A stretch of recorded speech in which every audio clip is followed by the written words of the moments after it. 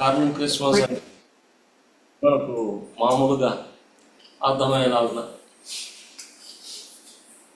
ఏమిటంటే, చూడండి, మానవుడు విశ్వ ప్రయత్నాలు చేస్తూ దేవుణ్ణి చేరుకోవడానికి అనేకమైనటువంటి ప్రయత్నాలు చేస్తున్నాడు. భక్తి వైరాగ్య జీవితం ఇదంతా కూడా మేము భవిష్యత్తులో ఇవన్నీ కూడా జరిగించినట్లు హైందవ కుటుంబం నుంచి వచ్చాం కనుక మనం అందరం కూడా కొంతమంది లేకుంటే అందరూ ఉండొచ్చు. ఇలాగ మనం అవలంబిస్తూ వచ్చాం, అనుసరిస్తూ వచ్చాం, చేస్తూ వచ్చాం.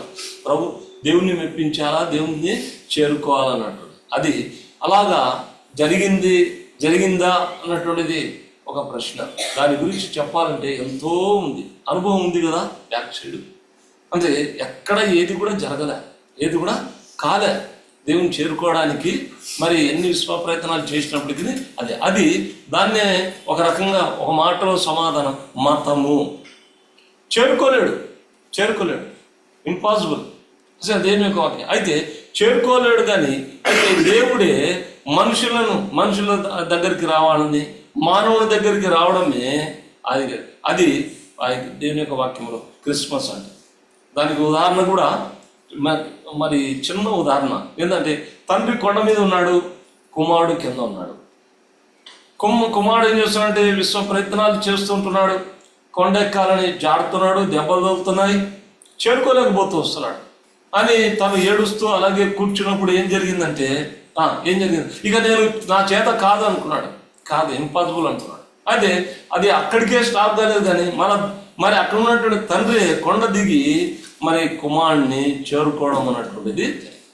అలాగే నేను యొక్క వాక్యంలో ఇప్పుడు క్రిస్మస్ అంటే మరి దేవాది దేవుడు, సర్వలోక సృష్టికర్త అయినటువంటి దేవుడు, అనంత జ్ఞానం కలిగినటువంటి దేవుడు, సమస్తమును తన మహత్తుగా మాట చేత నిర్మించినటువంటి నిర్మాణకుడైనటువంటి ఆ దేవుడు మరి నరరూపిగా మానవ శరీరం దాల్చి ఒక కన్యకమయ గర్భంలో ఏ మగ కలయిక లేకుండా పరిశుద్ధాత్మ ద్వారా ఈ లోకంలో ఉద్భవించడం, అది దాన్నే క్రిస్మస్. సో దేవుని యొక్క వాక్యం మరి క్రిస్మస్ ఆయన ప్రభుని యేసుక్రీస్తు వారే ఈ లోకంలో ఆయన మానవుడిని కలుసుకోవడానికి ఈ లోకంలో ఆయన జన్మించినాడు, ఆయన పుట్టినాడు. అందుకే దేవుని యొక్క వాక్యంలో మరి ఆయన ఈ లోకంలో జన్మినటువంటి సందర్భంలో మరి అది ఎలా బయలుపరచబడింది అన్నటువంటిది మనకు బాగా తెలుసు. ఎందుకంటే అక్కడ తూర్పు దేశపు అన్నటువంటి జ్ఞానులు ఉన్నారు. వారు ఖగోళ శాస్త్రాన్ని, అంటే భూలోక శాస్త్రం కాదు, భూలోకంలో పరిశీలించినటువంటి శాస్త్రుడు కాదు, ఖగోళ శాస్త్రం అంటే ఆకాశం యొక్క వైఖరి, నక్షత్రముల యొక్క రాశి, ఎన్ని నక్షత్రాలు అని చెప్పి బాగా జ్ఞానం, అంటే తత్వశాస్త్ర జ్ఞానంలో బాగా ప్రావీణ్యత, బాగా స్కిల్. అంటే ఎంత స్కిల్ అంటే వారి అంతా ఉపయోగించి బాగా మంచి జ్ఞానం తెలుసుకొని తిరిగి ఆ నక్షత్రం మరి పుడుతుంది. మరి ఎక్కడ పుడుతుంది అంటే దేవుని యొక్క వాక్యంలో మరి యూదుల యొక్క ధర్మశాస్త్రం ఉంది. 5 ఖండాలలో నుంచి మరి సంఖ్యాకాండం 24వ అధ్యాయం 17వ వచనంలో నక్షత్రం యాకోబులో ఉదయించినటువంటి మాట వారు తెలుసుకున్నారు. అంత మాత్రమే కాదు, తిరిగి ప్రవక్తల గ్రంథం ఉంది, అది కూడా చదివారు వాళ్ళు. అందుకనే దేవుని యొక్క వాక్యంలో మరి యెషయా గ్రంథం 9వ అధ్యాయం 6వ వచనంలో ఏడనగా మనకు శిశువు పుట్టెను, మనకు కుమారుడు, ఆ కుమారుడు ఆ శిశువు ఎవరనేది వాళ్ళు బాగా స్పష్టంగా తెలుసుకున్నారు. అంటే తెలుసుకొని దేవుని యొక్క వాక్యం వారు తూర్పు దేశ జ్ఞానుడు ఆ నక్షత్రం బట్టి వారు యేసు పుట్టిన పిమ్మట. సో దేవుని యొక్క వాక్యంలో చూడండి, మత్తయి రాసిన సువార్త 2వ అధ్యాయం 2వ వచనంలో ఏముందో ఓ మాట దయచేసి చదవండి. మత్తయి రాసిన సువార్త 2వ అధ్యాయం 1వ వచనమ్మా.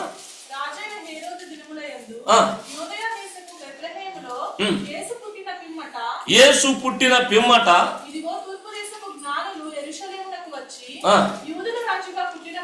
సో దేవుని యొక్క వాక్యంలో యూదుల రాజుగా పుట్టినవాడు ఎక్కడ అంటే వాడు పరిష్కారంగా తెలుసుకుంటూ వచ్చారు. యూదుల రాజుగా పుట్టినటువంటి వాడు అది దేవుని యొక్క వాక్యంలో మరి ఎక్కడ తాను పుట్టాడంటే బెత్లెహేములో. బెత్లెహేము అంటే తిరిగి మరి ప్రాచీనముగా పూర్వంగా దాని యొక్క వాక్యాన్ని మనం చూసినట్లయితే అది ఎఫ్రత, దాన్నే ఎఫ్రత అంటాడు, దాన్నే బెత్లెహేము. అదే బెత్లెహేములో, అదే ఎఫ్రత అన్నటువంటి బెత్లెహేములో ఆయన తిరిగి యాకోబు యొక్క భార్య అయినటువంటి రాహేలును భూస్థాపన చేసింది కూడా అక్కడే. ఆయన తిరిగి రూతు మనం చూసినట్లయితే రూతు కూడా అదే బెత్లెహేము అన్నటువంటి ఎఫ్రాతాలో నివాసం చేసి ఆయన తిరిగి బోయాగును వివాహం చేసుకుంది కూడా ఆ ప్లేసే.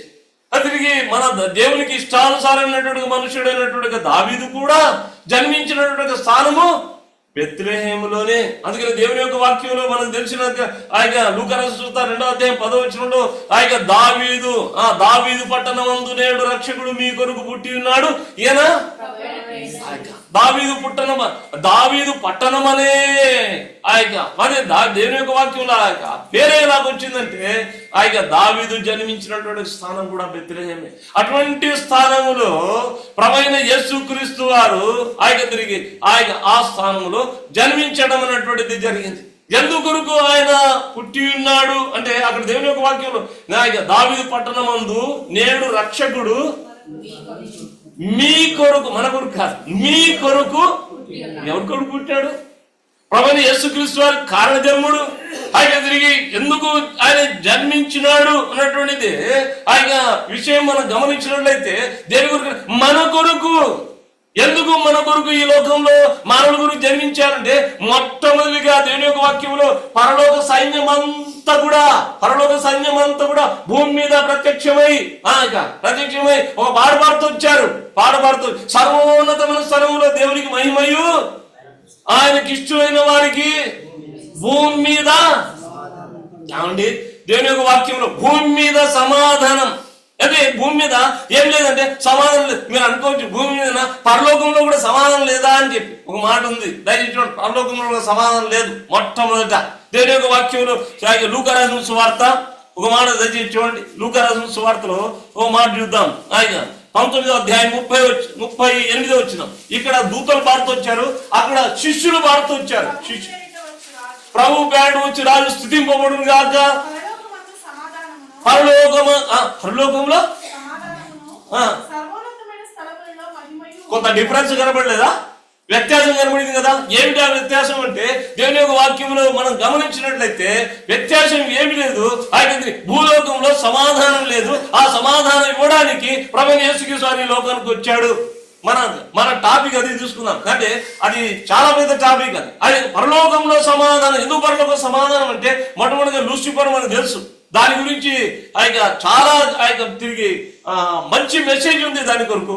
అక్కడ కలవరం లేపడం ద్వారా అక్కడి నుంచి మన తిరిగి అసమాధానం కలిగించినటువంటి ద్వారా ఆయన తిరిగి భూమి మీద పడినాడు. భూమి మీద పడిన తర్వాత వాడు భూలోకంలో అంతా కూడా జ్ఞాపకం చేసుకుంటే మనంతా కూడా మరి వాడు అసమాధానం కలిగిస్తూ వచ్చినటువంటి పరిస్థితి. ప్రతి వాళ్ళు అసమాధానం. అందుకనే అసమాధానం ఉన్నటువంటి పరిస్థితి ఆయన దేవుని యొక్క వాక్యంలో సుమియోని దినాల్లో కూడా అలాగే జరుగుతూ వచ్చింది. దయచేసి దేవుని యొక్క వాక్యంలో ఒక మాట మనం చూద్దాం. దయచేసి రండి. మరి లూకా రాసిన సువార్త 2వ అధ్యాయము 25వ వచనంలో మరి యెరూషలేమునందు సుమియోను ఒక మనుష్యుడు ఉండెను. అది నీతిమంతుడు భక్తిపరుడై ఉండి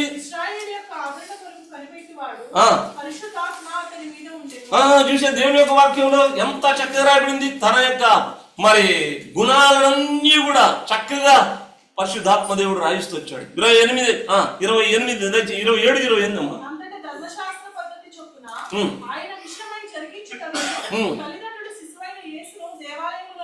దేవాలయములోనికి తీసుకొని వచ్చాడు. దేవాలయంలో ఆయన ఎందుకంటే సుమియోను దేవాలయంలో దేవుని స్తుతిస్తున్నాడు. ఆయన దేవుని ఆరాధిస్తున్నాడు. దేవుని మందిరంలో ఉన్నాడు. ఆయన యెరూషలేములో ఆయన ఆ సమయంలో ఏమైందంటే ఆయన దేవుని యొక్క వాక్యంలో యేసు ప్రభువును శిశువును వాళ్ళు దేవాలయాలకు తల్లిదండ్రులుగా తీసుకొని వచ్చిన వెంటనే సిమియోను ఆయన ఆ చిన్న బాలుని తన చేతుల్లో తీసుకొని దేవుని స్తుతించారు. అక్కడ ఏం చేశారంటే వాళ్ళు తూర్పు దేశ జ్ఞానులు ఆయన అక్కడికి వెళ్ళిన వెంటనే ఆ శిశువును చూచి బంగారము బోళము సాంబ్రాణి ఇచ్చి ఏం చేశారు? పూజించారు. చిన్న బాలుడే పూజిస్తున్నాడు. ఆయన పూజార్హుడు అనేటటువంటిది చిన్నగా ఉన్నప్పటికీ సృష్టికర్త అన్నటువంటి దేవుడు. ఆయన నిర్మాణకుడు ఈయననే, ఆది అంతనమైనటువంటి దేవుడు ఈయననే. ఆయన సర్వాధికారి అయినటువంటి దేవుడు ఈయననే, దేవుని కుమారుడైనటువంటి వాడు ఈయననే అని చెప్పి వారు పూర్తిగా బాగా ఎరిగిన వారై వారు ఆరాధిస్తూ వచ్చారు. అందుకనే ఈ సిమియోను చూసినటువంటి కుమారుడిని ఏం చేస్తూ వచ్చాడంటే తనొక మాట అంటున్నాడు, తనొక మాట, దాదా ఇప్పుడు నీ మాట చొప్పున సమాధానంతో నీ దాసుని అని. ఇంతవరకు సమాధానం లేదు, సమాధానం భూలోకంలో సమాధానం లేదు ప్రభువైన యేసు. అందుకనే ఆయన మన కొరకు పుట్టడానికి కారణం ఏంటంటే మొట్టమొదటి కారణం సమాధానం లేనటువంటి పరిస్థితి. సమాధానం ఎక్కడైనా దొరుకుతుంది అంగళ్ళు అంటే అంగళ్ళు దొరికే వస్తువు కాదు. అయితే సమాధానం ఎలా వస్తుంది? తల్లిదండ్రులు ఇస్తారా? డాక్టర్ దగ్గరికి వెళ్తే డాక్టర్ గారికే సమాధానం లేదంటాడు. ఆయన ఎంత ఆయన సైంటిస్ట్ గాని ప్రొఫెసర్స్ గాని మంచి విద్యావంతులు గాని సమాధానం ఎవ్వరు కూడా ఇవ్వలేరు. ఆయన సమాధానం ఇవ్వడానికే, ఎందుకంటే కలవరంలో ఉన్నారు. అసమాధానం దేన్ని బట్టి అంటే పాపాన్ని బట్టి సమాధానం లేనటువంటి పరిస్థితి భూలోకంలో ఉంది. కనుక దేవుడు సమాధానానికి ఇవ్వడానికే ఆయన శాంతి, అందుకని అంటాడు నా శాంతినే మీకు ఇస్తున్నాను, లోకం ఇచ్చినట్టు. లోకం ఇచ్చే సమాధానం కాదు, లోకం ఇచ్చే శాంతి కాదు. శాంతిలో రెండు రకాలు ఉన్నాయి. మొట్టమొదటిగా శాంతి ఏదంటే ప్రభువైన యేసుక్రీస్తు వారు ఉదయంలో ఇచ్చినటువంటి శాంతి. ఆయన దేవుని యొక్క వాక్యంలో మరి ఒక మాట రాయబడింది. ఆయన ఇప్పుడు సమయం లేదు. ఆయన దేవుని యొక్క వాక్యంలో చూస్తే మరి ఆయన ఎలాంటి శాంతి ఇస్తానంట, ఆయన పూర్ణ శాంతి గలవానిగా నీవు వారిని చేయించదు. ఆయన ఎవడు నా యందు విశ్వాసం ఉంచును, నన్ను ఆనుకొని నా యందు విశ్వాసం ఉంచును వాడిని నేను పూర్ణ శాంతి గలవానిగా అని. ఇక దేవుని యొక్క ఆనుకొను అనడం దానికి అర్థం ఏంటంటే విశ్వసించడం, నమ్మడం. ఎవరైతే నమ్ముతారో వారికి పూర్ణ శాంతి, పూర్ణ నెమ్మది. సో దేవుని యొక్క వాక్యంలో జ్ఞాపకం చేసుకో, ఈ పూర్ణ శాంతి ఎలాంటిదంటే ఆయన చాలా మంచి ఎలాంటి పరిస్థితి పూర్ణ శాంతి అంటే ప్రభు ఇచ్చే సమాధానం ఎలాంటిదంటే చూడండి. మరి నేను 1977 ఆ సంవత్సరంలో మా బావగారు మరి ఈ R&Bలో మరి ఆయన మరి ఇంజనీర్ గా ఆయన అక్కడ జాబ్ చేసేవాడు రాజమండ్రి. అప్పుడు ఆ సందర్భాలు అక్కడికి వెళ్ళి అక్కడి నుంచి నేను తిరిగి వస్తూ ఉన్నటువంటి సందర్భాల్లో 77 10th క్లాస్ ఆయన తిరిగి అక్కడి నుంచి నేను తిరిగి వస్తూ ఉంటే ఆ దినాల్లో 77 జ్ఞాపకం ఉంది. ఆరంభమైంది భయంకరమైనటువంటి తుఫాను. ఆ తుఫాను ఎలాంటిదంటే భయంకరమైనటువంటి తుఫాను. సోదర జ్ఞాపకం, అది కల్లారా చూసినటువంటి పరిస్థితి. అది అప్పుడంతా కూడా ఎలా ఉంటే తుఫాను రాకముందు ఎలా ఉందంటే ఆయన తిరిగి పెద్ద అలజడి సారీ ఏమాత్రము నిర్మానుషంగా ఉండి పైన గద్దలు తిరుగుతూ ఉంటాయి అంతే, నిర్మానుషం. ఆ తర్వాత తుఫాను వచ్చింది, అల్లకొల్లని చేసి ఇల్లు అన్ని కూడా ఊడ్చుకోపోయినాయి. జీవితాలకు అంతా కూడా పాడైపోయింది, నాశనం అయిపోయింది. ఆ తర్వాత అంత తుఫాన్ అయిపోయిన తర్వాత ఎలాగుందో తెలుసా? ప్రశాంతం. నేనేమి చేయలేదు, నాకేమి తెలియదు అన్నట్టు ఎరగనట్టు సృష్టి అలాగుంటుంది. సో దేవుని యొక్క వాక్యం, దేవుడు ఎలాంటి నెమ్మది ఇచ్చాడు మనకంటే తుఫాను ముందట ఉండే ప్రశాంతత కంటే తుఫానులో చూడండి తుఫాను అయిపోయిన తర్వాత ఉండే ప్రశాంతత కంటే తుఫానులో దేవుడు మనకు ఎంతగా తుఫానులో కూడా దేవుడు ఆ ప్రశాంతత దేవుడు మనకి ఇచ్చేవాడుగా ఉన్నాడు. సో జ్ఞాపకం చేసుకోండి. సో తుఫాను ముందుట కంటే వెనకట కంటే తుఫానులో ఉన్నటువంటి ప్రశాంతత ఏముండదు. అది అటువంటి కలవరాల్లో ఇరుగులో బాధలో శ్రమలో ఇబ్బందులు నొప్పిలో బాధలు ఉన్నప్పుడు మన పరిస్థితి ప్రతికూల పరిస్థితిలో ఉన్నప్పుడు దేవుడు ఎలాంటి నెమ్మదిస్తాడంటే అప్పుడు ప్రశాంతాన్ని ఇచ్చేవాడు. ఆ యొక్క సమాధానము ఎవ్వరు కూడా తీసిపోయారు. అటువంటి సమాధానం దేవుడు మనకు మొట్టమొదటి. సో రెండో సమాధానం ఉంది ఆ తర్వాత, అది దేవుని యొక్క వాక్యంలో. మరి ఇప్పుడు ఆ సందర్భం అది కాదు. దేవుని యొక్క అటువంటి సమాధానం ఇవ్వడానికి సోదరులకి కూర్చున్నటువంటి ఎవరైనప్పటికీ సరే సమాధానం ఎవరిస్తారు? సమాధానం దేవుని యొక్క వాక్యంలో మన జీవితాలు మనం అందరం కూడా ఎలా ఉన్నామంటే యెషయా 1:18 రండి మనం యెహోవా ఇలాగు సెలవిచ్చినాడు, రండి మన వివాదము దేవునితో వివాదం. ఏ వివాదం అను దేవునితో వివాదం అది జ్ఞాపకం చేసుకోవాలంటే ఆయన సరిపోయినటువంటి సమాధానం అవసరం. దేవునితో మొట్టమొదటిగా సమాధానం అవసరం. సో ఆ దేవునితో సమాధానం పడాలి అంటే మధ్యవర్తి కావాలి, కలిపేవాడు కావాలి. ఆ కలపడానికే, ఆ సమాధానం ఇవ్వడానికే ప్రభువైన యేసుక్రీస్తు వారు ఈ లోకంలో వచ్చినాడు. అందుకనే ఆమోసు గ్రంథం 3వ అధ్యాయం 3వ వచనంలో ఒక మాట రాయబడింది. ఏంటంటే అక్కడ రాయబడింది, మరి సమ్మతింపక ఇద్దరు కూడి ఇంపాసిబుల్. అయితే సమ్మతించండి కాక మరి మాట్లాడకుండా ఎంత దూరము మనం నడవగలుగుతాం? సృష్టికర్త అయినటువంటి దేవుణ్ణి, ఆయన చేత సృష్టించబడినటువంటి మానవుడు మనము ఆయనకి సమాధానం లేకుండా మనం ముందుకు సాగలేం. అందుకనే దేవునితో మనం సమాధానం. అందుకనే రోమీయులకు రాసిన పత్రిక 5వ అధ్యాయం 1వ వచనంలో ఆయన ప్రభువైన యేసుక్రీస్తు ద్వారా ఆయన దేవునితో సమాధాన పడాలా. అందుకని దేవుని యొక్క శిష్యులు కూడా ఒక మాట అంటారు. ఆయన అపోస్తలుడైన పౌలు కూడా 2వ కొరింథీయులకు రాసిన పత్రిక 5వ అధ్యాయం 20వ వచనంలో ఒక మాట అంటాడు. 5వ అధ్యాయం 20వ వచనం, 5:20.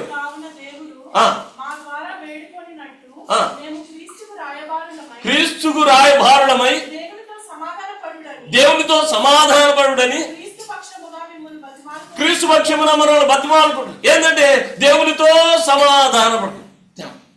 దేవుని యొక్క వాక్యంలో మరి వేడుకొనుట రాయబారులు. ఇప్పుడు నేను రాయబారిగా మీ మధ్యకు వచ్చా. ఎవరైతే ఇంకా సోదరి ఇక్కడికి వచ్చి కూర్చొని వెళ్ళిపోతున్నావు, ఇంకా దేవునితో సమాధాన పడలేదేమో, అయితే ఆ సమాధానం కలిగడానికే, ఆ సమాధానం పడడానికే ప్రభువైన యేసుక్రీస్తు వారి ఈ లోకానికి రావడానికి ముఖ్యమైనటువంటి కారణం, జన్మించడానికి ముఖ్యమైనటువంటి కారణం ఏంటంటే ఆయనతో సమాధాన పడటానికి. సో జ్ఞాపకం చేసుకోండి. అందుకనే దేవుని యొక్క వాక్యములు మరి ఇక యోబు గ్రంథం 22వ అధ్యాయం 21వ వచనం మనకందరికి పరిచయం ఉన్నటువంటి ఒక మాట ఉంది. 22వ అధ్యాయం 21వ వచనంలో ఒక మాట ఉంది. దయచేసి చదవండి. 22వ అధ్యాయం 21వ వచనం యోబు గ్రంథం. ఆయనతో సహవాసం చేసిన ఎడల, అంటే దేవునితో సహవాసం చేసిన ఎడల నీకు సమాధానం కలుగును, అలాగున నీకు మేలు కలుగును. అలాగున మీకు చూసారా, దేవునితో సమాధానం పడితే ఏమవుతుందంట? ఆయన మేలు జ్ఞాపకం చేసుకోండి. మనకు మేలు కావాలి కదా, అన్ని విషయాల్లో మేలు. ఆయన ఆరోగ్యపరంగా, ఆయన ఆర్థిక పరంగా, ఆయన అన్ని విషయాల్లో మనకు మేలు ఎప్పుడు వస్తుందంటే ఆయన దేవునితో మనము సమాధానం. ఆ దేవునితో సమాధానం పడాలంటే ప్రభువైన యేసుక్రీస్తు వారు ముఖ్యంగా ఆయనను బట్టి మనను సరిగా దేవుడు ఆయన తిరిగి అంగీకరించేవాడుగా ఉంటాడు. అసలు జ్ఞాపకం చేసుకోండి. అలాగే ఇక్కడ మనం పొందినట్టు మనం అందరం కూడా యేసుక్రీస్తునందు విశ్వాసం ఉంచుతూ వచ్చాం. తండ్రితో మనము మరి సమాధాన పడుతూ వచ్చాం. చాలా సంతోషం. అప్పుడు మనకు సమాధానం అనేటువంటి మన హృదయంలోకి వచ్చింది. అందుకనే క్రీస్తు అనుగ్రహించు సమాధానం మీ హృదయంలో ఏలుచుండనీయుడు అన్నాడు. ఆయన కొలసీయులకు 3వ అధ్యాయం 20వ వచనంలో. అలాగే మనకు మన హృదయంలో ఆయన చెప్పనటువంటి మహిమాయుక్తమైనటువంటి సంతోషము, ఆ సమాధానము దేవుడు మనకి ఇస్తూ వచ్చాడు. కనుక జ్ఞాపకం చేసుకోండి. మరి ఇంకా ఎవరైతే ఈ సమాధానం పొందలేదో ఆయన దేవుని యొక్క వాక్యములో ఒక మాట రాయబడింది. అక్కడ ప్రసంగి 3:1 ఒక మాట రాయబడింది. దయచేసి చదవండి. 3వ అధ్యాయం 1వ వచనం. 3వ అధ్యాయం 1వ వచనం. ప్రతి దానికి సమయము కలదు. 8వ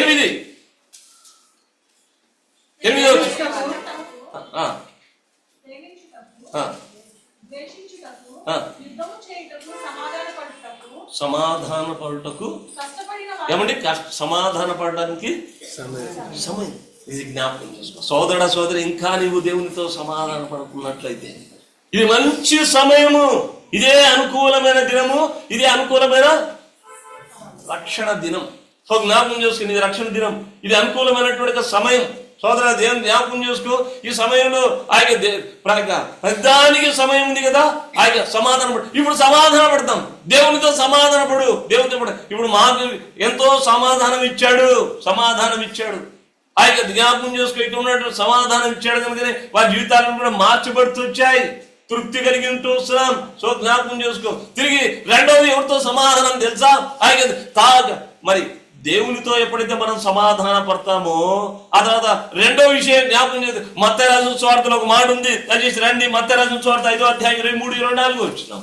23-24 వచ్చి కావున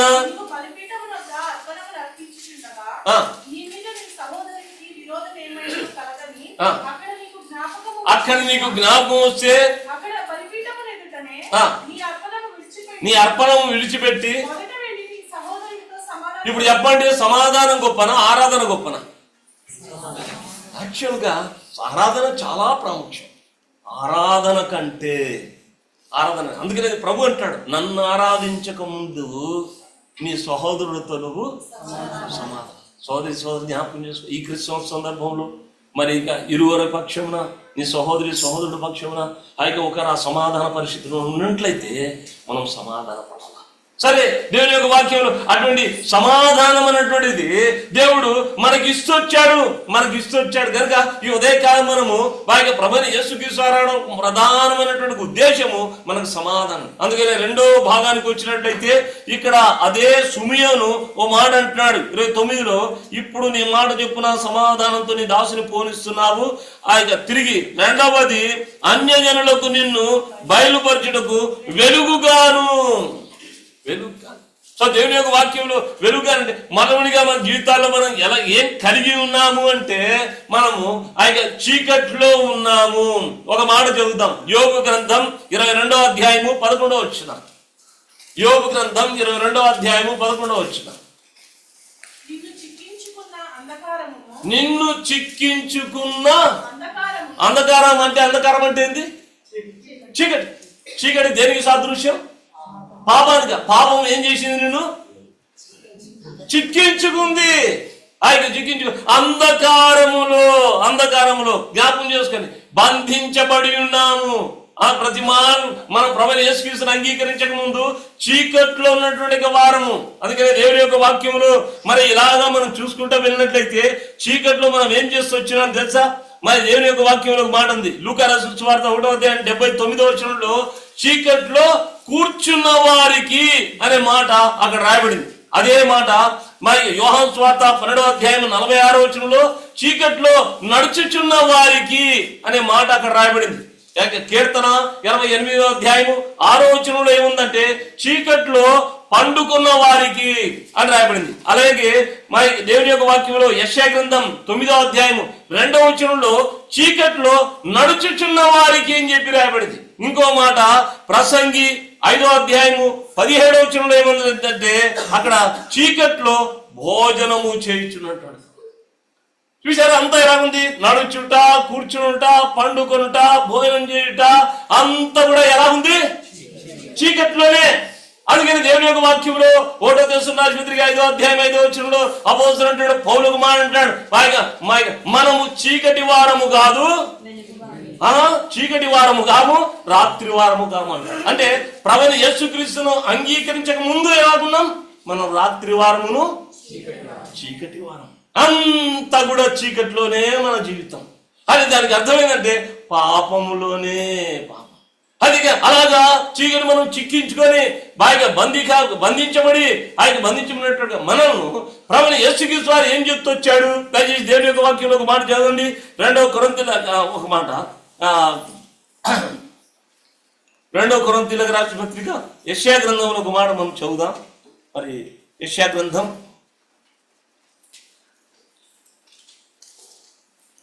గ్రంథంలో ఒక మాట అక్కడ రాయబడి వచ్చింది.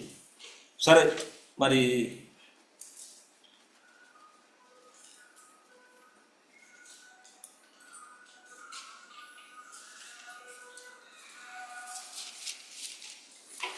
గ్రంథంలో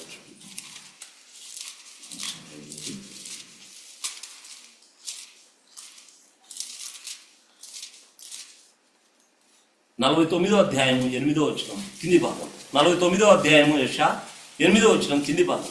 బయలు వెల్లుడు అని బంధింపబడిన వారితోనూ, బయటికి రండి అని చీకట్లో ఉన్న వారితోనూ. చీకట్లో ఉన్న వారం మనం. చీకటి ఉన్న వారం ఎక్కడంటే లోపల ఉన్నాం. బంధించబడినటువంటి చీకట్లో బంధించినటువంటి బయటికి రమ్మని చెప్తూ వస్తున్నాడు. అలాగే ఏం చీకటి అంటే దేవుని యొక్క వాక్యంలో మరి రోమిలికి రాసిన పత్రిక 1వ అధ్యాయం 22వ వచనంలో ఉంది, వారి అవివేక హృదయము అంధకారమాయను. వారి అవివేక హృదయం, మన అవివేక హృదయం ఏమైంది? హృదయమే అంధకారమైనటువంటి పరిస్థితి. యెషయా గ్రంథంలోకి వెళ్ళినట్లయితే యెషయా గ్రంథం 44వ అధ్యాయం 18వ వచనంలో చూస్తే వారు అవివేకులు చదవమ్మా. వారు వివేచింపరు, గ్రహింపరు, చూడకుండానట్లు వారి కన్నులు కప్పబడెను, గ్రహింపకుండానట్లు వారి హృదయములు మూయబడెను. వారు హృదయాలు ఎలాంటి పరిస్థితి? హృదయము మోయబడినటువంటి పరిస్థితి, చీకట్లో ఉన్నటువంటి మనం. సో దేవుని యొక్క వాక్యంలో మనం గమనించినట్లయితే ప్రభువైన యేసుక్రీస్తు వారు ఇటువంటి చీకటి హృదయాలని తిరిగి వెలుగుతో నింపడం కొరకై నిజమైన వెలుగు ఉండెను. అది లోకంలోనికి వచ్చి ప్రతి మనిషిని మనందరం కూడా చీకటి వారమే. ఆయన దేవుని యొక్క వాక్యం ఒకప్పుడు దేవుని యొక్క వాక్యంలో చెప్పేసి 5:8 ప్రకారం మరి ఒకప్పుడు ఎలాగున్నాం? చీకట్లు ఉన్నాం. ఇప్పుడు ప్రభువైన యేసుక్రీస్తునందు వెలుగైంది. ఇప్పుడు వెలుగుగా మార్చు. ఏ వెలుగు అంటే ఆశ్చర్యకరమైనటువంటి వెలుగు. ఇది గొప్ప వెలుగు. సూర్య తేజస్సు కంటే మిక్కిలి ప్రకాశం ఉన్నట్టుగా వెలుగు. అలాగా దేవుడు మనకు హృదయాలను ఏం చేస్తూ వచ్చాడంటే వెలిగించుతూ వచ్చాడు. అందుకనే 2వ కొరింథీయుల పత్రిక 4వ అధ్యాయము 5-6 వచనంలో అక్కడ అపోస్తులైన పౌలు సాక్ష్యం ఇస్తాడు. అంధకారముల నుండి వెలుగు అని పలికిన దేవుడే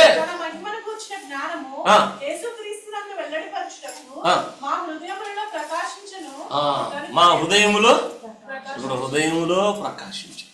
అక్కడ హృదయములో ఏమిచ్చాడు? సమాధానం ఇచ్చాడు. హృదయంలో సమాధానం. అందుకనే మాకు క్రీస్తు అనుగ్రహించు సమాధానం మీ హృదయంలో ఏలుచుండాలి. సో జ్ఞాపకం చేసుకోండి, హృదయంలో సమాధానం, హృదయంలో వెలుగు. సో దేవుని యొక్క వాక్యంలో మూడవదిగా మనం చూసినట్టయితే ఇక్కడ ఒక మాట రాయబడింది. దయచేసి ముగిచ్చేద్దాం. దయచేసి నీ ప్రజలైన ఇజ్రాయేలుకు మహిమ. లూకా రాసిన సువార్త తిరిగి ఇక్కడ 32వ వచనంలో మనం చూస్తే అన్యజనులకు నిన్ను బయలుపరచుటకు వెలుగుగాను, నీ ప్రజలైన ఇజ్రాయేలుకు మహిమగాను. దేవుని యొక్క వాక్యంలో మనకు మహిమ లేదు. మహిమ అంటే ఒక వర్డ్లో చెప్పాలంటే మనకి గొప్పదనము. అయితే ఈ గొప్పదనం అన్నటువంటిది మనకు లేదు. ఈ మహిమ అన్నటువంటిది మనకు లేదు. సో దేవుని యొక్క వాక్యంలో ఇది ఎలా ఎక్కడ కనబడుతుంది? దేవుని యొక్క వాక్యం దయచేసి మరి యెషయా గ్రంథం 9వ అధ్యాయము 1వ వచనము చివరిగా కనబడుతుంది. చివరిగా ఒక మాట ఉంది. దయచేసి చదవండి. 9:1 వచనము చివరిగా. ఆయన సముద్ర ప్రాంతమును అనగా యోర్దాను అద్దరిని అన్యజనులు గలిలయలో ప్రదేశమును మహిమ కలిగే దానిగా చేయుచున్నాడు. ఇంకా ప్రభుని యేసుక్రీస్తు పాస్ట్ ఇంకా చేయలే. ప్రభుని యేసుక్రీస్తు వారు వచ్చినప్పుడు అలాగా మహిమ కలిగిన దానిగా చేశాడంటే మహిమ లేదు. సో మహిమ లేదు. అందుకనే మనం మహిమ లేనటువంటి మనకు ఏమాత్రం గొప్పతనం లేదు. మనకు మరి మహిమ లేదు. అది అటువంటి మహిమ లేనప్పుడు ప్రభుని యేసుక్రీస్తు అదే ఆ యొక్క షార్ట్లో చెప్పేస్తున్నాను. దయచేసి ఆ యొక్క యోహాను సువార్త ఒక మాట రాయబడింది 17వ అధ్యాయం 23వ వచనం. యేసు ప్రభు ఏమి ఇచ్చాడంట మనకు?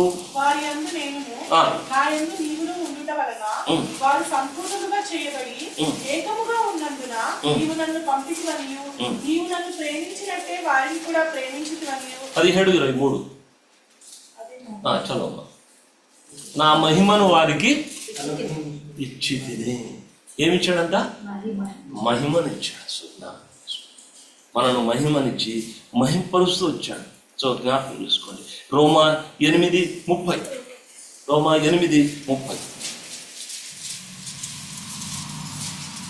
మరియు ఎవరిని ముందుగా నిర్ణయించెనో వారిని పిలిచెను, ఎవరిని పిలిచెనో వారిని నీతిమంతులుగా తీర్చెను, ఎవరిని నీతిమంతులుగా తీర్చెనో వారిని మహిమపరచెను. మనం మహిమపరుస్తూ వచ్చాను. ఆ మహిమను దేవుడు మనకిచ్చి మనం మహిమపరుస్తూ వచ్చాం. ఎంత ధన్యత చూడండి. ఏ భేదం లేదు. అందరిని పాపం చేసి దేవుడు అనుగ్రహించు ఆ మహిమ అయితే పొందలేకపోతున్నటువంటి పరిస్థితిలో మనం ఆ యొక్క ప్రభుని యేసుక్రీస్తు వారి యొక్క రాకడ, ఆయన జన్మము ద్వారా మనకు సమాధానం ఇచ్చా. తర్వాత ఏమిచ్చాడు? వెలుగిచ్చా. తర్వాత మూడవది మహిమనిచ్చా. తిరిగి దేవుని యొక్క వాక్యంలో మూడవది ఇక్కడే రాయబడింది. నీవు సకల ప్రజల ఎదుట సిద్ధపరిచిన నీ రక్షణ. ఈ రక్షణ దేవుడు ఉచితంగా మనకు రక్షణ అనుగ్రహిస్తూ వచ్చాడు. సో జ్ఞాపకం చేసుకున్నాం. మరి ఇంత మంచి దేవుణ్ణి జ్ఞాపకం చేసుకున్నాం. ఇంత మంచి దేవుడు, ఎందుకంటే మన పాప స్వభావం అది. మన పాప స్వభావం మనకు తెలుసు. పాప స్వభావం ఎలాంటిది? అయితే మంచి చేద్దామంటే మరి చేయలేనటువంటి పరిస్థితి.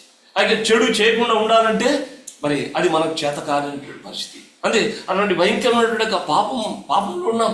సో జ్ఞాపకం చేసుకోండి, మన చేత కాదు, మన చేత. అందుకనే ఆ స్వభావాన్ని దేవుడు మార్చివేయడానికి మనను ఆయన దైవ స్వభావంలోనికి మార్చడానికి, అది ఇవన్నీ కూడా సమాధానము, తిరిగి మనకు మహిమ, తర్వాత రక్షణ, తర్వాత వెలుగు దేవుడు ఇవ్వడానికి ప్రభువు యేసుక్రీస్తు ఈ లోకానికి వచ్చాడు. ఎంత గొప్ప కార్యం చేసినట్లుగా మన దేవుణ్ణి ఈ ఉదయకాలం ప్రభువును ఆరాధిస్తాం. ప్రభువును మనం ఆ విధంగా కనపరచడానికి ప్రభు మనందరికీ సాయం చేయనుగా.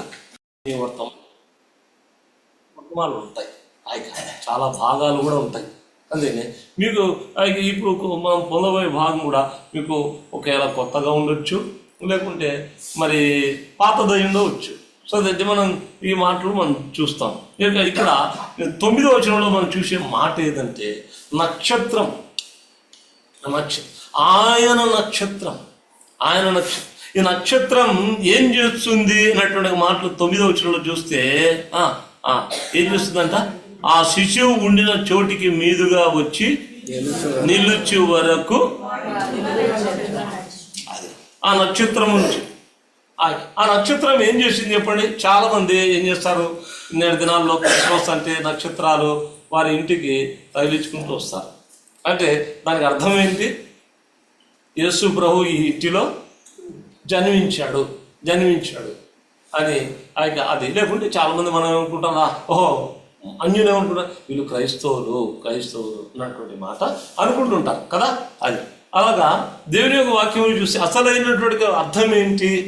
అది కాదు కానీ మనం ఇంటికి నక్షత్రం తగిలియడం కాదు కానీ నక్షత్రం మన ఆ నక్షత్రం యొక్క వర్క్ ఏమిటి, ఆ పని ఏమిటి అన్నటువంటిది అది ముఖ్యం మనకు. నక్షత్రము ఆ జ్ఞానులను ఎంతవరకు నడిపించింది? యేసు ప్రభు ఎక్కడైతే జన్మించాడో అంతవరకు దారి చూపుచు. ఎక్కడుంది? వెనకుందా ముందుందా? అందుకే దేవుని యొక్క వాక్యంలో ముందుగా ఉండి ఆ నక్షత్రము యేసు ప్రభు యుద్ధకు నడిపించింది. నక్షత్రాలు ఎక్కడ ఉంటాయి? కింద ఉంటాయి, పైన ఉంటాయి? పైనే ఉంటాయి నక్షత్రాలు. అసలు దేవుని యొక్క వాక్యంలో మరి మనం ప్రభుని యేసుక్రీస్తుని అంగీకరించినటువంటి మనకు ప్రభువు మీరు క్రీస్తుతో కూడా లేపబడిన వారైతే పైన వాటినే అంత కూడా. అందుకే ప్రభువు యేసుక్రీస్తు వారు ఈ లోకంలో ఉన్నప్పుడు కూడా యోహాను సువార్తలో చెప్తూ వచ్చాడు, మీరు క్రింది వారు, నేను పైవారు. అది అలాంటి మనను దేవుడు ఏం చేసిందంటే పైవారిగా చేస్తూ వచ్చాడు. పైవారిగా, పర సంబంధమైనటువంటి వారుగా. ఎందుకంటే మన స్వాస్థ్యం పరలోకంలో దేవుని యొద్ద అక్కడ పరలోకంలో భద్రపరచబడింది. మన జీవం దేవుని యందు దాచబడింది. మన పేర్లు మరి జీవ గ్రంథంలో లిఖించబడతాయి. అంతా కూడా మన పరిస్థితి పరలోకంలో ఉంది. అంతా కూడా మనం ఎలా ఉన్నామంటే భూమి మీద కేవలం ఉన్నాం కానీ దేవుని యొక్క ఆత్మ ద్వారా నడిపించబడుతున్నామని మనం అంతా కూడా అక్కడనే ఉంది. మన గురి అక్కడ ఉంది. మన గురి మన యొక్క పరుగు అంతా కూడా అది పరలోకం దృష్టి అంతా. కానీ దేవుని యొక్క అలాగా మనకు పర సంబంధమైనటువంటి వారిగా మనం చేసి మనం ఏం చేశాడంటే దేవుడు జ్ఞాపకం చేసుకోండి, మనల్ని దేవుడు వెలిగించాడు కదా. వెలిగించి అక్కడ కీర్తనలో ఒక మాట ఉంది, 143వ కీర్తనలో కూడా ఏముందంటే కాంతిగల నక్షత్రములు ఆయనను స్తుతించుడి.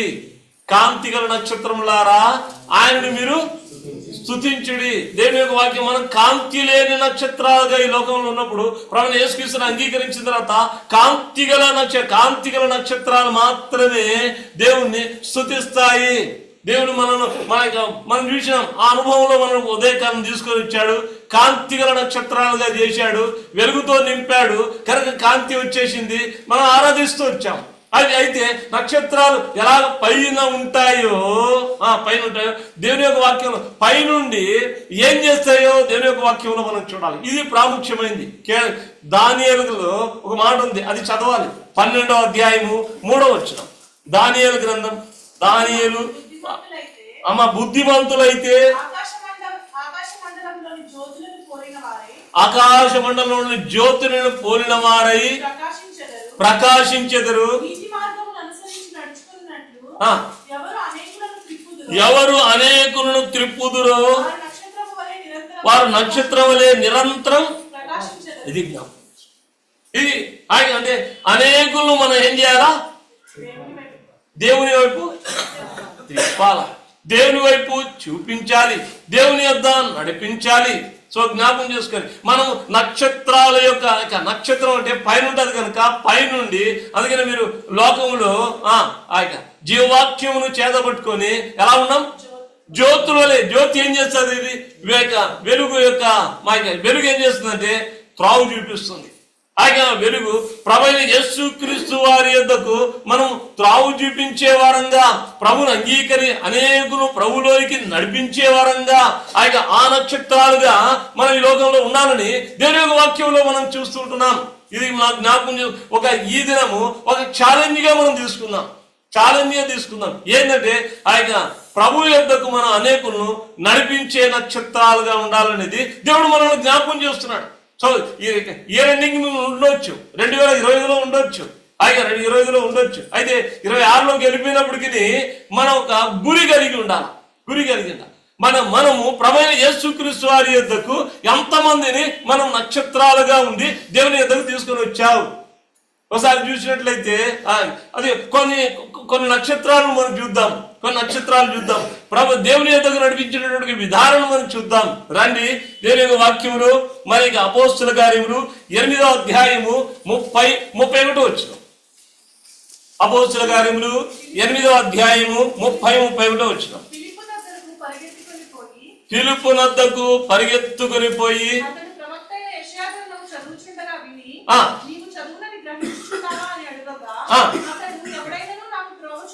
ఎవడైనను నాకు త్రోవ చూపకుంటే నేను ఎలాగూ గ్రహించునని చెప్పి నేను దేవుని యొక్క వాక్యంలో ఎంత చక్కగా రాయబడిందో చూడండి. త్రోవ చూపకుంటే అది ఆ నపుంసకుని ఇతను ఒక తిరిగి రాణి కింద మరి ఫైనాన్స్ మినిస్టర్ గా తాను చేస్తూ ఉంటున్నాడు. అయితే ఆరాధించడానికి ఎక్కడికి వెళ్తున్నాడు? యెరూషలేముకి వెళ్తున్నాడు. ఆరాధిస్తుంటున్నాడు, వస్తున్నాడు. జ్ఞాపకం చేసుకోండి, ఆరాధిస్తున్నాడు. అందుకనే ఆయన తెలియని దాన్ని ఆరాధిస్తుంటున్నాడు. ప్రభు అన్నాడు కదా సమరయ స్త్రీతో, మీరు తెలియని దాన్ని ఆరాధిస్తారమ్మా యెరూషలేములో ఆ దినాల్లో, కానీ అయితే మేము తెలిసిన దాన్ని ఆరాధిస్తున్నాం. అందుకే దేవుని యొక్క వాక్యంలో ఆ వ్యక్తి దేన్ని ఆరాధిస్తున్నాడంటే తెలియనికుండానే ఆరాధిస్తుంటున్నాడు. అంటే తెలియని దాన్ని అంటే రక్షణ లేకనే, తన నిజమైనటువంటి మారు మనసు అనుభవం లేకుండానే. యెరూషలేములో చూడండి, యెరూషలేములో ఎవరుంటారండి? పెద్దలు ఉంటారు, శాస్త్రులు ఉంటారు, పరిచయులు ఉంటారు, బాలకులు ఉంటారు.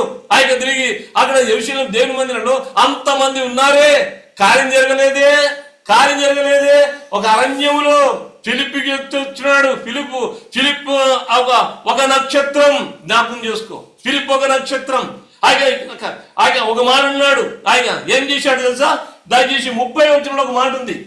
30వ వచనంలో ఫిలిప్పు దగ్గరకు ఎందుకు నిదానం పోవచ్చు కదా అని రాయబడినటువంటి ప్రతి మాట కూడా పరిశుద్ధాత్మ ద్వారా మనం ఆలోచన చేసినట్లయితే అవసరం కొరకు మనము ప్రార్థిస్తే దేవుడు సత్యం బయలుపడతాడు. ఎందుకు పరిగెత్తాలంటే ఒక మాట భవిష్యత్తులో దేవుడు చూపిస్తున్నాడు. ఈ లోకం ఎలా ఉందండి? చాలా స్పీడ్గా ఉంది, నిదానంగా లేదు. చాలా చాలా చాలా చాలా స్పీడ్గా వెళ్ళిపోతుంది. మనము నిదానంగా వెళ్ళినట్లయితే, నిదానంగా చెప్పినట్లయితే అయ్యే పని కాదు. ఇప్పుడు అన్న చెప్పింది కరెక్ట్. భవిష్యత్తులో అన్న చాలా స్పీడ్గా వెళ్తూ సరే మనం అలాగే వెళ్ళాలి. ఎందుకంటే రోడ్ల మీద మనం చూసి తిరిగి ఏ భేదము లేదు, అందరూ పాపం చేసి మనం అలాగే చెప్తుంటారు.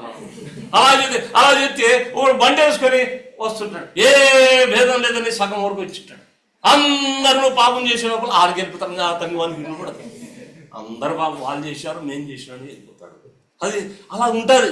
జ్ఞాపకం చేసుకోండి. అందుకనే పైగా తిరిగి స్పీడ్గా ఉన్నట్టే పరిగెత్తే అనుభవం, అబ్రాహం వలె, చారా వలె త్వరగా, పనివాడు వలె త్వరగా మనము పరిగెత్తే చేసేటటువంటి పరిచర్య. అందుకని దేవుని యొక్క వాక్యంలో ఎలా ఉన్నారంటే మనుషులు చాలా స్పీడ్గా వెళ్ళిపోతున్నారు. వాళ్ళ స్పీడ్ను మనము ఏం చేయాలంటే అందుకునే వారంగా మనం ఉండగలం. అందుకనే వారి దగ్గరికి పరిగెత్తుకుంటా వెళ్ళి ఏమయ్యా పిలుపు నువ్వు చదువు. యెషయా గ్రంథం అయ్యగారు చూశారా? ఒట్టిగా లేడు, ఆరాధించాడు. దారిలో ఏం చేశాడు? మాటలు పెట్టి ముసలమ్మ ముచ్చట్లు పెట్టలే. తిరిగి అదే రథంలో తిరిగి యెషయా గ్రంథం తీసుకొని అయ్యగారు చదువుతున్నారు. చదివితే మంచిదే చదువుతున్నాడు కానీ అర్థం కాలే. జ్ఞాపకం చేసుకోండి. అర్థం కాకుండా అయ్యా నువ్వేం చదువుతున్నావు అంటే నాకు ఎవడైనా త్రోవ చూపకుంటే నాకు ఎలా. మరి ఈ గ్రంథకర్త తనను గురించి చెప్తున్నాడా వేరొకని గురించి చెప్తున్నాడు నాకు అర్థం కాలే. సో జ్ఞాపకం చేసుకోండి. త్రోవ చూపించే వాళ్ళని ఉండాలా మనము. పైగా ప్రభు ఎద్దకు నడిపించే వాళ్ళని ఉండాలా. అప్పుడు చెప్పాడు దేవుని యొక్క వాక్యంలో 8వ దయచేసి చూడండి 35వ వచనం. అపోస్తలుల కార్యములు 8వ అధ్యాయం 35వ వచనం. నోరు తెరచి ఆ లేఖనమును అనుసరించి యేసును గురించిన సువార్త, అది యేసును గురించి ఆయన మరణ భూసాపన వృద్ధాన్ని గురించి బహు చక్కగా ఆ నపుంసకుని గురించి చెప్తూ ఉంటే అయ్యగారు అప్పటి వరకు విశ్వసించారా? ఇప్పుడు విశ్వసించి ఏమంటాడు? 35వ వచనం దయచేసి చదవండి. వారు త్రోవలో వెలుచుండగా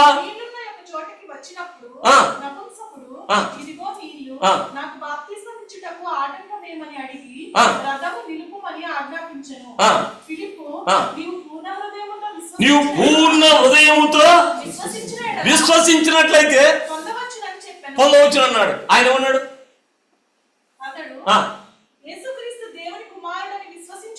అయ్యా నేను నమ్ముతున్నా, నేను పూర్ణ అదే దాని ఒక మాటల సమాధానం. నేను పూర్ణ విశ్వాసముతో జ్ఞాపకం చేసుకోండి. ఆనాడు జరగలేదే కార్యం, ఆనాడు జరగలేదే. జ్ఞాపకం చేసుకోండి. మనం అనుకుంటాం అయ్యా అబ్బా ఇంత గుంపు పొయ్యి వస్తున్నారే, అలా పోతున్నారు, బాబా ఎంతమంది బైబిల్ పట్టుకొని ఎంతమంది కారులో ఇలాగే వెళ్ళిపోతూ వస్తున్నారే, ఆటోలో వెళ్తున్నారు. జ్ఞాపకం చేసుకో, వారికి ఒక మాటలో వారికి రక్షణ లేదు. రక్షణ ఒక ఊరికే వెళ్ళి రావచ్చేమో కానీ రక్షణ లేదు. ఇటువంటి వారికి దేవుని నువ్వు త్రాగు చూపుకుంటే ఎలాగా? దేవుడు జ్ఞాపకం చేసుకో. స్మరణలో దేవుడు నిన్ను ఉంచడానికి కారణం ముఖ్యం. జ్ఞాపకం చేసుకో. ఒక్క ఆత్మ కొరకు ఫిలిప్పీకి ఎంతో విస్తారమైన పరిచర్య ఉంది. పరిచర్య చేస్తున్నాడు. వెంటనే నువ్వు దక్షిణ దిక్కులకు వెళ్ళు ఆత్మ చేత బోధించబడిన వాడై ఒక్క ఆత్మ తిరిగి అక్కడికి ఆత్మ రక్షించబడాలి. ఆత్మ రక్షించబడితే ఆఫ్రికా అంతా అందరు కూడా రక్షించబడతారు. ఆఫ్రికాలో గొప్ప కార్యం జరుగుతుంది కనుక దేవుడు ముందుగానే భవిష్యత్ జ్ఞానం ఎరిగిన దేవుడు, ఆదిలో అంత మెరిగిన దేవుడు. జ్ఞాపకం చేసుకుంటే ఫిలిప్పీను ఆ ప్రాంతానికి పంపించాడు. గొప్ప పరిచర్య ఒక్క ఆత్మను ప్రభులోనికి నడిపించాడు. సంవత్సరాలు జ్ఞాపకం చేసుకో. మరి ఒక్క ఆత్మ విషయము అలా ఉంటది. అంత క్రైమ్ చెల్లించాల్సి వస్తుంది. నువ్వు నక్షత్రంగా జ్ఞాపకం చేసుకో. గుండె మీద చేపెట్టుకొని ఈ 25వ సంవత్సరంలో నక్షత్రంగా నువ్వు చేసినటువంటి పని ఏంటి? నిన్ను వెలిగించాడు, పైగా ఉంచాడు. త్రోవగా ఉండాలా, వెలుగుగా ఉండాలా, నడిపించాలా. ఆ నక్షత్రం ఏ విధంగా యేసు ప్రభు జన్మించినటువంటి ప్రదేశంలోనికి వారి తూర్పు దేశ జ్ఞానం నడిపించిందో, ముందుగా ఉండి నడిపించిందో, నువ్వు ఎంతమందిని నడిపించావు?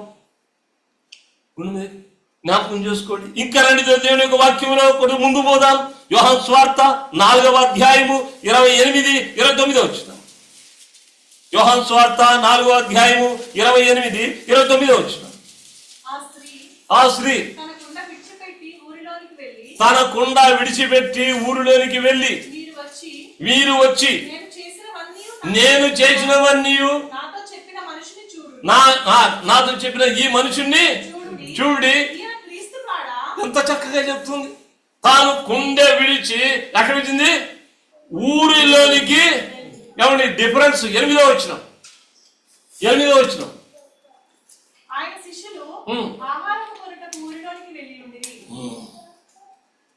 వాళ్ళు దేనికి పోయినారు, ఈయన దేనికి పోయింది.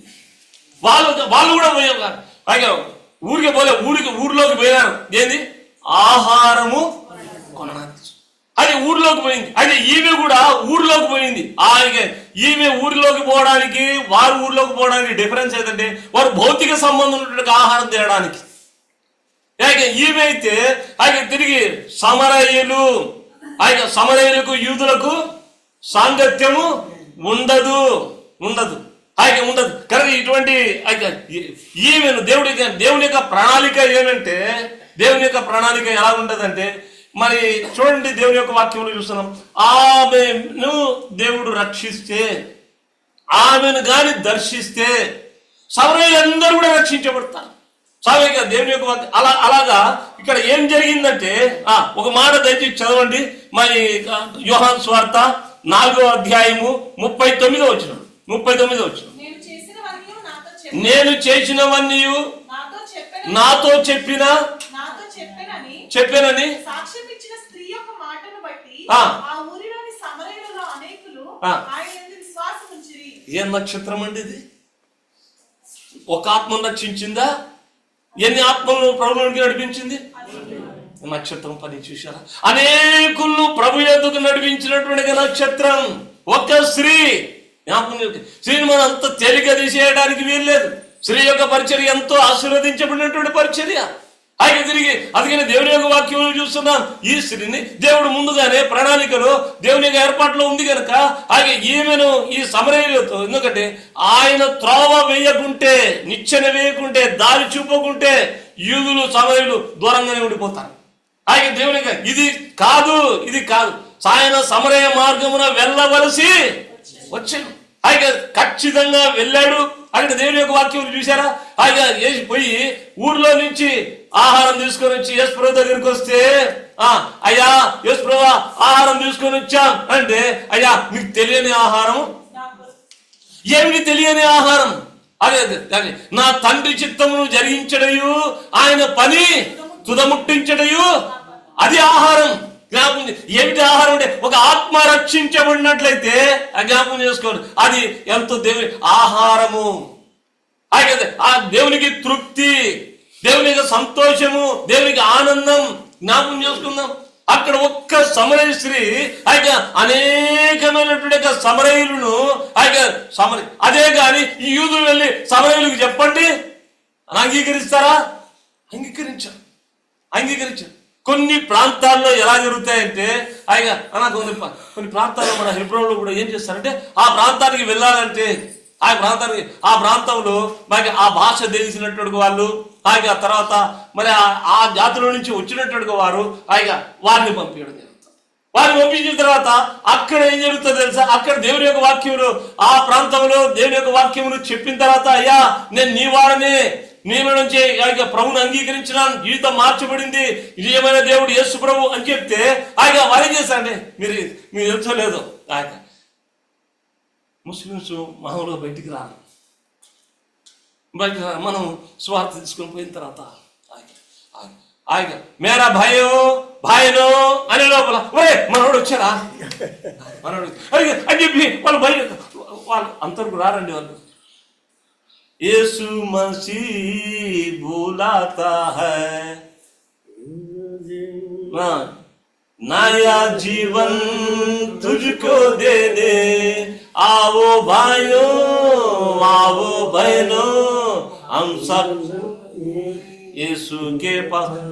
అబ్బా మనోడు వచ్చారా అని చెప్పి అందరూ దుడ్డోరు తెరిచి అమ్మగారులు అందరూ బయట. అప్పుడు దేవుని యొక్క వాక్యం చక్కగా అది వింటారండి. అది ఏంటంటే అది దేవుని యొక్క ప్రణాళిక. అందుకనే మన దాంట్లో కూడా తిరిగి ప్రస్తుతం బెంగళూరులో కూడా సత్యనారాయణ దగ్గర ఒక వ్యక్తి ఉన్నాడు. ఆ వ్యక్తి ఎలా ధారాళత అంటే మరి అంత ధారాళంగా మరి చక్కగా హిందీలో చెప్తాడు. ప్రతి చోట వాడబడుతుంటాడు. ఇప్పుడు మరి ఏ ప్రాంతంలో ఉన్నాడో తెలియదు. సో జ్ఞాపకం చేసుకోండి. మరి అలా ఇక్కడ కూడా హైదరాబాద్లో కూడా కడపలో చెప్పినటువంటి పాతవారు రాజమణి అని ఎస్ఐగా ఉండి రిటైర్డ్ అయినటువంటి ఎంత బాగా చెప్తాడంటే, ఆ దినాల్లో మేము చిన్న వాళ్ళము, మేము అలాగా వింటూ వచ్చాం. అందరూ ప్రజలు వింటూ వచ్చినారు. ఎంతో అవి జ్ఞాపకం చేసుకోండి. ఎందరు ఆ దినాల్లో ప్రభువుని అంగీకరించిన వాళ్ళు ఉన్నారు. సోదర జ్ఞాపకం చేసుకో. కనుక మన జీవితాలు ఇది జ్ఞాపకం చేసుకో. అలాగా నీ ఇంట్లో నువ్వు ఏక వంశముల నుంచి వచ్చినావు, వారికి ఏ జాతి నుంచి వచ్చు, మరి నీవు వారికి సాక్ష్యం చెప్పినప్పుడు నీవు దేవుని యొక్క వాక్యం అయ్యా అయ్యా ఆ స్త్రీ ఏ విధంగా అయ్యా నేను చేసినవన్నీ నేను ఏదైతే చేస్తూ వచ్చాను నాకు అవన్నీ కూడా చెప్పాడు. అయ్యా అమ్మా అయ్యా నువ్వు 5 మంది కుటుంబాలు ఏం చేసావు? పాడు చేసేసావు. 5 కుటుంబాలు పాడు చేసావు అంటే అంతే కదా. 1 2 3 4 5 కుటుంబాలు పాడైనట్టే. అయితే జ్ఞాపకం అయితే ఇప్పుడున్న వాడు కూడా నీ పెనుడి గారు అయిపోయింది. అయితే నేను చేసినవన్నీ నాతో చెప్పినా ఎవరు చెప్పాడు నాకు? అయితే ఈ మనుషుడు అయితే క్రీస్తు గారు అని చెప్పి ఊరి వారికి అంతా కూడా చెప్పే లోపల ఊరారందరూ కూడా ప్రభువుని అంగీకరించి ఈ నక్షత్రం వలె జ్ఞాపకం చేసుకో. మరి నీ సొంత వారి దగ్గర, నీ సొంత కుటుంబంలో, నీ బంధువుల దగ్గర జ్ఞాపకం చేసు. నీ సాక్ష్యం బాగుండి దేవుని యొక్క వాక్యం చెప్తే ఎంతమందిని తీసుకున్నాను. నేను ఐటీలో టీచర్గా పనిచేస్తూ వచ్చా. అయితే 18 సంవత్సరాలు టీచర్గా పనిచేసినటువంటి సందర్భాల్లో సంవత్సరానికి 2 తిరిగి వారు బాప్తిసం తీసుకొని వారు బయటకు పోవాలి. 2 బాగా జ్ఞాపకం ఉంది నాకు. సంవత్సరం జ్ఞాపకం చేస్తుంది. ఇక మళ్ళీ తిరిగి సేవా పరిచర్యలు వచ్చినప్పుడు అయితే సంఘాల్లో అయితే ఎన్ని ఆత్మలు రక్షించబడినాయో నాకు అదే సంతోషం, నాకు అదే కడుపు నుండి జ్ఞాపకం.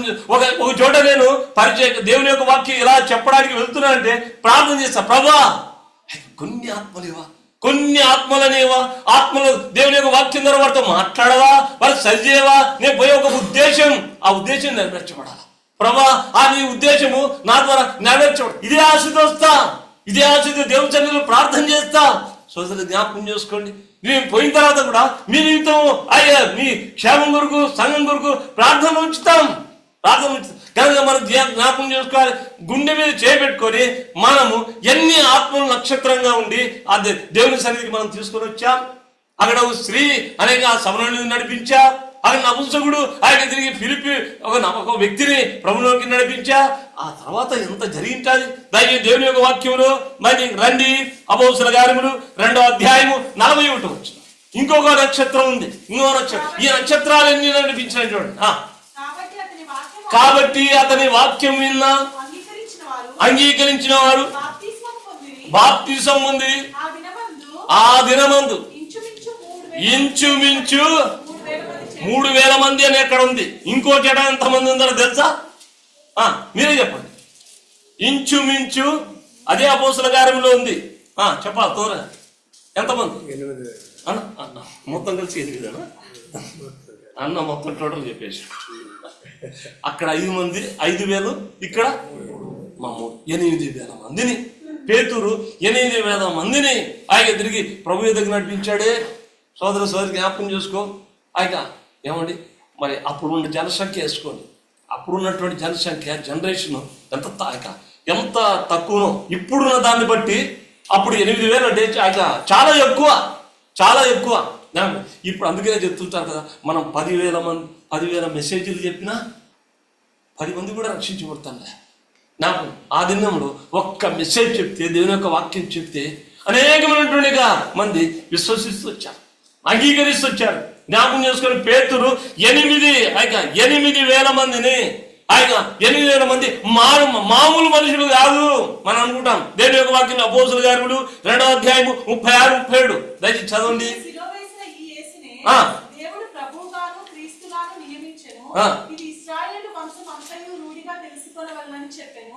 వారు ఈ మాట విని హృదయంలో నొచ్చుకొని, సహోదరులారా మేమేమి చేతుమని పేతురును కడమ అపోస్తలులను అడగగా, పేతురు మీరు మారు మనసు పొంది పాపక్షమాపణ నిమిత్తము ప్రతి వాడు యేసుక్రీస్తు నామమున బాప్తిస్మము పొందుడి, అప్పుడు మీరు పరిశుద్ధాత్మ వరము పొందుదురు. ఈ వాగ్దానం మీకును మీ పిల్లలకు దూరస్తులందరికీ అనగా ప్రభువైన మన దేవుడు తన యొద్దకు పిలిచిన వారికి అందరికీ చెందునని వారితో చెప్పాను. ఇంకా అనేక విధములైన మాటలతో సాక్ష్యం ఇచ్చి మీరు మూర్ఖులకు ఈ తరం వారికి వేరై రక్షణ పొందుడని. సో దేవుని యొక్క వాక్యం తరం డైరెక్ట్ చెప్పేస్తున్నాడు. ఈ మూర్ఖులైనటువంటి ఈ తరం వారికి ఎవరు ఈ తరం ఎలాగుందంటే ఆ దినాల్లో ఆ తరం ఎలాగుందంట? మూర్ఖతరం. మూర్ఖులు అంటే తెలుసా? ఎన్నిసార్లు చెప్పినా వినండి. అది ఎన్నిసార్లు చెప్పినా విననటువంటి ప్రజలు. అందుకనే వాళ్ళకి ఆ కింద రాయబడింది వంకర జనం. వంకరోళ్ళు అంటే వాళ్ళు.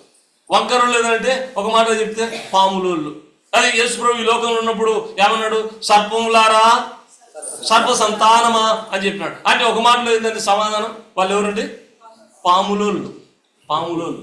అది కానీ అది ఇంతే. ఇలాంటి స్వభావమే. ఆయన తిరిగి చక్కగా మాట్లాడేది వారు కాదు, చక్కగా ప్రవర్తించే వాళ్ళు కాదు. ఆయన అలాంటి జనుల మధ్య దేవుని యొక్క వాక్యం చెప్పి ఆయన దాదాపు 8,000 మందిని ఆయన తిరిగి ప్రభు ఎదుగు నడిపించాడు పేతురు. జ్ఞాపకం చేసుకోండి. మరి ఎంత గొప్ప విషయం అండి ఇది. ఒక మాట దయచేసి ఇంకొకరు ఎవరండి వాళ్ళు? ఇంకా యోహాను సువార్త 1వ అధ్యాయము 11వ వచనం 11వ వచనం. యోహాను సువార్త 1వ అధ్యాయము 11వ వచనం. ఆయన తన స్వకీయులే క్షమించాడమ్మా. ఆ దినాల్లో ఎలా ఉంది తెలుసా? ఆయన స్వకీయుల దగ్గరకు వచ్చి ఆయన స్వకీయులు ఆయన అంగీకరించింది. ఇంకా యోహాను సువార్త 7:5లో చూస్తే ఆయన యేసు ప్రభు సహోదరుడు కూడా ఆయన యందు విశ్వాసం ఉంచలేదని చెప్పి రాయబడింది. ఆయన అలాంటి కఠినమైనటువంటి పరిస్థితులు అండి. అటువంటి కఠినమైనటువంటి పరిస్థితులు గుండా ఉన్నప్పటికీ ఆయన వాళ్ళు దేవుని యొక్క వాక్యం చెప్తుంటే వాక్శక్తి దేవుడు ఇచ్చాడు. పరిశుద్ధాత్మ ద్వారా దేవుని యొక్క చేత నింపబడినారు. ఆయన ఆ యెరూషలేములో అక్కడ రాయబడింది. యెరూషలేమును ఆయన వారి బోధతో ఏం చేశాడంట? నింపారంట. వారి బోధతో నింపారు. అంటే నింపడం అంటే వర్షం ఏ విధంగా వర్షం పడిందంటే ఆయన తిరిగి అంతా కూడా పచ్చిగా అయిపోతుందో అలాగా యెరూషలేము అంతా కూడా దేవుని యొక్క వాక్యం చేత వారు నింపుతూ వచ్చారు. వాక్యం ప్రకటించడం ద్వారా అనేకమైనటువంటి ఆత్మలు రక్షించబడుతూ వచ్చాయి. సో సోదరా, ఒకటి జ్ఞాపకం చేసుకో. మరి నీ జీవితంలో నువ్వు ఎన్ని ఆత్మలు తీసుకుని వస్తున్నావు? ఆయన నీ రెస్పాన్స్ లేదు. నీవు ఒక నక్షత్రమే కదా. జ్ఞాపకం చేసుకో. ఇక్కడ ఒక మాట మనం చదువుతాం రండి. యోహాను సువార్త 1వ అధ్యాయము 29వ వచనం. ఇంకొక ఆయన నక్షత్రం గురించి చూసి మరునాడు యేసు చూచి ఇదిగో లోక పాపమును మోసుకుని పోయే దేవుని గొర్రె పిల్ల. ఏమని చూపిస్తున్నాడండి? ఇదిగో లోక పాపమును మోసుకుని పోయే బాప్తిస్తం ఇచ్చే యోహాను కూడా ఒక నక్షత్రం. జ్ఞాపకం చేసుకోండి. ఈ నక్షత్రము ఆయన ఎవరిని తీసుకొని వచ్చాడో చూడండి. ఎంత బలమైనటువంటి వారిని తీసుకొని వచ్చాడో చూడండి. దేవుని యొక్క వాక్యంలో దాని 35వ వచనం. మరునాడు మరలా యోహాను అతని శిష్యుల్లో ఇద్దరు నిల్చుండగా. అంటే ఎవరు శిష్యులు? యోహాను శిష్యులు. ఇద్దరు నిల్చుండగా నడుచుచున్న యేసు వైపు చూచి ఇదిగో దేవుని గొర్రెపిల్ల అని చెప్పి చెప్పే లోపల కింద అతను చెప్పిన మాట విని ఆ ఇద్దరు శిష్యులు ఎవరు చెప్పాలి? ఆంద్రేయ సీమోన్. ఎంత పెద్ద చేపలు పడ్డాయి. వాళ్ళు మళ్ళీ తిరిగి 9,000 మందిని అప్పగించింది. అది ఎలాగుంటుందంటే అలాగా ఒక నువ్వు ఆత్మను తీసుకుని వచ్చినావు అనుకో. ఆ ఆత్మ ద్వారా దేవుడు ఆ కుటుంబం అంతా కూడా ఆ తర్వాత ఆ వీధిలో అంతా కూడా మనం నడిపిస్తాడు. జ్ఞాపకం చేసుకోండి. అలాగా ఈ బాప్తిస్మం ఇచ్చే యోహాను కూడా మరి ఆయన అనేకమైనటువంటి అక్కడ ఉన్నటువంటి బలమైనటువంటి యొక్క మరి వారిని ఆ శిష్యులను మరి ప్రభు యొద్దకు నడిపించారు. వారు ప్రభువును వెంబడించారు, ప్రభువును ఆయన విశ్వసించినారు. ప్రభు ద్వారా అనేక ఆత్మలు కూడా వాళ్ళు మరి ప్రభు కార్యాలు చేస్తూ వచ్చారు. సోదరు జ్ఞాపకం చేసుకోండి. ఇలాగ దేవుని యొక్క వాక్యంలో మరి మనం చూస్తూ వచ్చాం. అందుకనే ఈ బాప్తిస్మం ఇచ్చే యోహాను విషయంలో ఒక మాట చూద్దాం. దయచేసి లూకా రాసిన సువార్త 1వ అధ్యాయము 14వ వచనంలో కూడా ఒక మాట. లూకా రాసిన సువార్త 1వ అధ్యాయము 14వ వచనం. అమ్మా, అదే ప్రభు అంటే ఎవరు? బాప్తిస్మం ఇచ్చే యోహాను గొప్పవాడై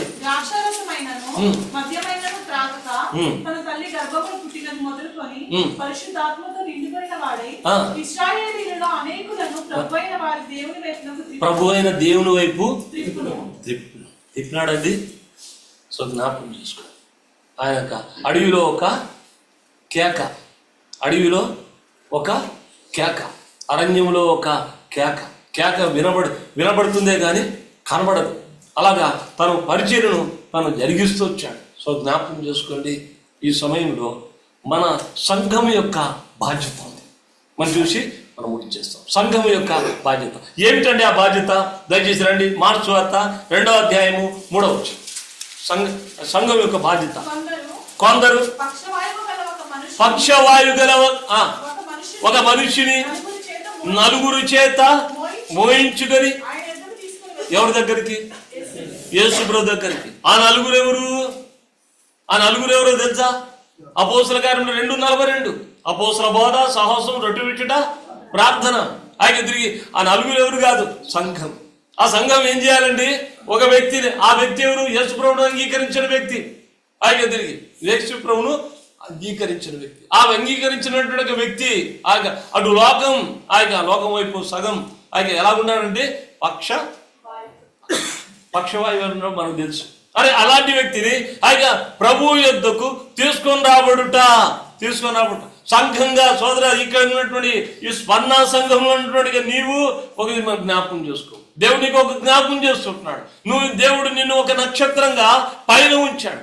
నువ్వు వెలుగుతూ ప్రభు యొద్దకు, ఆ నక్షత్రం ఏ విధంగా యేసు ప్రభు యొద్దకు జ్ఞానం నడిపించిందో అలాగా నీవు ప్రభు యొద్దకు నడిపించాలని చెప్పి దేవుడు నీతో ఈ మధ్యాహ్న సమయంలో దేవుడు నీతో మాట్లాడుతున్నాడు. ఓ తీర్మానం చేసుకో, ప్రభా ఈ దినం నుండి నా బాధ్యత, నా రెస్పాన్సిబుల్ ఎలాగా తల్లిదండ్రులకు బాధ్యత ఉంటుందో ఇంట్లో, అలాగే సంఘంలో కూడా నా బాధ్యత ఏంటంటే ఇది మీరు అప్పగించే బాధ్యత. ఆత్మల సంపాదన అంటే ఆత్మ విషయమై ఆయా పరితాపం, ఆత్మ విషయమై ఆయా తృష్ణ, ఏదంటే ఆత్మల దేవుని యొక్క సన్నిధికి నేను తీసుకుని రావాలి. ఆ నలుగురు ఎవరంటే సంఘం. ఆ సంఘంలో ఆయన ఎదురు తీసుకుని రావడం ద్వారా వారికి బాగుపడినాడు, స్వస్థపడి అక్కడ దేవుని మహిమపరచబడుతూ వచ్చాడు. సోదర సోదరి, సంఘంగా నీకున్నటువంటి బాధ్యత, నీ వ్యక్తిగతంగా నీ జీవితంలో గుండె మీద చేపెట్టుకొని ఆత్మను సంపాదించావా? ఏమండి, నంద్యాలలో ఒక వ్యక్తి ఉన్నాడు. ఆ వ్యక్తి ప్రభు మహిమలో పిలువబడినాడు. ఆయన పేరు ప్రెస్కిలా అని ఆయన సెంట్ జార్జ్ స్కూల్లో తను పనిచేస్తుంటారు. ఇప్పుడు అది ఆయన కొడుకే టైటస్ అని.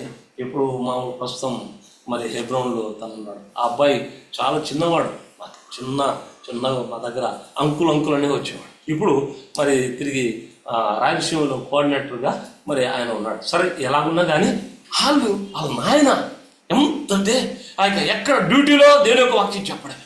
ఆయన డ్యూటీలో మరి తాను ఎక్కడ కానీ దేవుని యొక్క ఆత్మను తీసుకుని వచ్చేవాడు. మమ్మల్ని కూడా నడిపించాడు ఆయన తిరిగి మమ్మల్ని కూడా ప్రభు దగ్గర నడిపించాడు. సోదరా, ఎందుకు చెప్తున్నానంటే చెప్పాలి కదా, దేవుని మహిమ కొరకు. కనుక జ్ఞాపకం చేసుకో, అలాగా నీ జీవితంలో నువ్వు ఆత్మల విషయంలో మరి ఎంత పట్టుదల కలిగి ఉన్నావు. ఒక నక్షత్రంగా నువ్వు చేస్తున్నటువంటి బాధ్యతను విస్మరించొద్దు. అందుకనే పైన ఎలా ఉంటారంట, నిరంతరము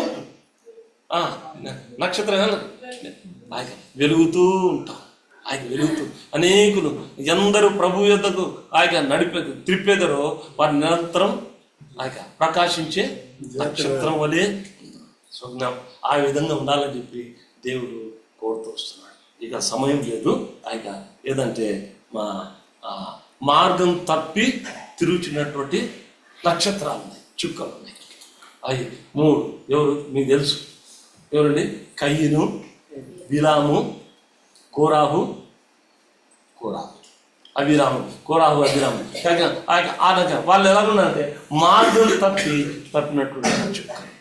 అది జ్ఞాపకం చేసి ఈనాడు చాలా ఉన్నాయి అలాంటి బోధలు, అలాంటి ప్రజలు చాలా మంది ఉన్నారు. అలా మనం ఉండకుండా మరి సరైనటువంటి విధానంలో, సరైన ఈ విషయంలో, ఎందుకంటే నక్షత్రం గురించి ఇంట్రొడక్షన్ చాలా ఉంది, సమయం లేదు, క్షమించండి. మరి అలాగా మన జీవితంలో ఒకటి ఆ నక్షత్రం ఏ విధంగా జ్ఞానంలో ప్రభు యొద్దకు నడిపించిందో అలాగా నీవు చేస్తున్నట్టుగా పని ఉంది కనుక ఈ నక్షత్రాలు ఒక్కొక్క నక్షత్రం, మరి తర్వాత ఫిలిప్పు ఒక నక్షత్రం, సమరశ్రీ ఒక నక్షత్రం, బాప్తిస్మం ఇచ్చే యోహాను ఒక నక్షత్రం, పేతురు ఒక నక్షత్రం. మరి దేవుడు 5వ వారిగా మనల్ని అడుగుతాడు, నీవు ఒక నక్షత్రంగా ఉన్నావా? వాళ్ళు వేల మంది తీసుకుని వచ్చారు, ఒక్కరిని తీసుకుని వచ్చారు, నువ్వు ఎంతమందిని తీసుకుని వచ్చావు? ఒకేలా తీసుకురాకుంటే తీర్మానం చేసుకో, ఇంటికాడికి తీర్మానానికి వెళ్ళి తీర్మానం, ప్రభు ఒక్క తీసుకురాలేదంటే తల దించుకున్నట్టు ఉంటారు. అయ్యో ఇదంతా కూడా కానిందే, దానికి నువ్వే రెస్పాన్స్ ఇది తెలుసుకొని సాయక మరి ఓ తీర్మానంతో మనం ఇంటికి వెళ్ళాలా.